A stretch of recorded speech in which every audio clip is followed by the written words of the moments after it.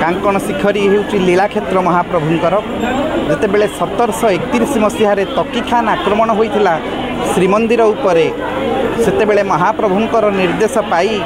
पंडा पढ़ियारी सेवायत माने महाप्रभु को आनी ये निर्जन टापू जहाँ ना थिला कांकण कुदा से अंचल आनी महाप्रभु को रखी कालक्रमे यार ना कांकण शिखरी होइछि राधानाथ रायंकर भाषा तेणु आपण देखंतु विश्व विचित्र होउचंदी जेमिति श्री जगन्नाथ तांकर लीला मध्य विचित्र कांकण शिखरी धामरे ए जे रथयात्रा हेउची विश्व सारा हेउची स्थल भागरे किंतु एठी चिलिकार नील जलराशि मध्य रथयात्रा हेउची समस्ते शुणिथिबे पूर्वरु जेतेबेले श्रीमंदिर रे रथयात्रा हेउथिला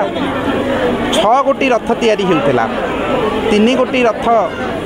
सालंदी नदी पर्यंत हेउथिला एवं सालंदी नदी रु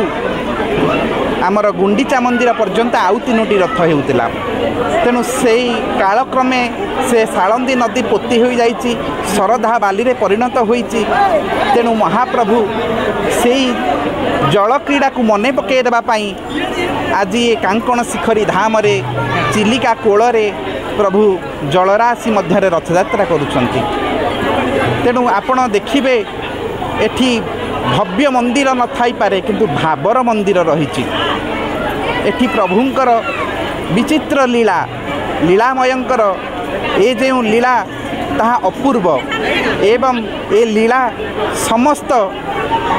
गोपवासी मानक सांगरे जो भली ठाकुर लीला करुथिले गोपस्त्री परिवेष्टित विजयते गोपाल चूड़ामणि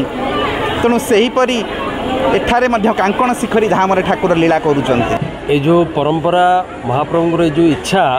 ताको कहिबार कार किसी शक्ति ना आम जदि एमती गोटे देखा आग काल 6टी रथ हुए महाप्रभु श्रीमंदिर बाहर को गुंडीचा जावाई 6टी रथ दरकार होता मझिरे मालिनी नदी बोली गोटे नदी थिला से नदी रे से नौका विहार करती पुणी सेपटे आ 3टा रथ सज होता है से गुंडीचा जाती हुए तो महाप्रभु से लावासा टीकाक ये कांकण शिखर पूर्ण कर कांकण शिखर गोटे दीप आम तो महाप्रभुंर नंदीघोष रथ चका ये पूजा करुँ जोटा गोड़ तांक रथर चक सेटा तो आम खोलिकी नहीं आसीचु तेणु आम रथ गड़ेबू केमी से जो पानी रे यही रथयात्राटी आम समापन करुँ जहाँकि आज विश्व में एक चर्चित अनन्य स्वतंत्र रथयात्रा भाव में परिगणित होती आम जाचे जगन्नाथ बिना इच्छा नहले डोरी न लगे आम से आसीपारानी तांकर बिना इच्छा पत्र हलेनी तेणु से इच्छा करछंती जड़े तांकर ये रथयात्रा घोषयात्रा टिके एठी करिवे बोली तेणु ताकू आम समस्त अंचलवासी साध्य मते सेटा को जिते संभव भल हो पार शांति श्रृंखलार सहित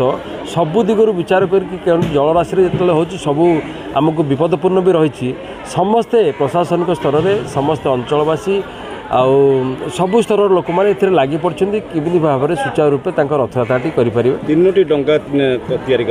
तार ना दि जाए नंदीघोष तालध्वज और दर्पदलन ये 3 रथ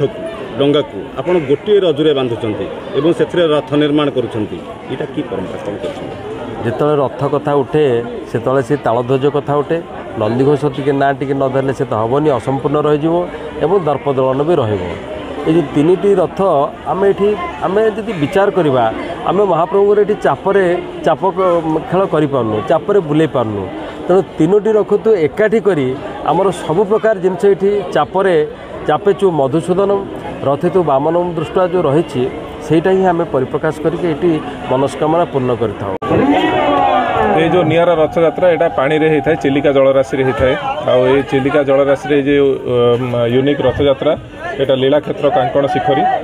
ये ठाकुर लीला रथयात्रा होता है आउ महाप्रभुंर ये लीला जो 3टी रथ तैयारी करा जाए गोटे नंदीघोष गोटे तालध्वज और देवदलन ये रथ 3टी डंगार होता है आउ बंधा जाए गोटे कहते गोटे राउंड मरा जाए रथयात्रा हिसाब रे ये कांकड़ शिखरी जो दीप अच्छी दीप चारिकड़े तो ये लीला क्षेत्र जो रथयात्रार महिमा अनेक आथिरे जिला प्रशासन police fire department forest department समस्ते हाथ मिसई था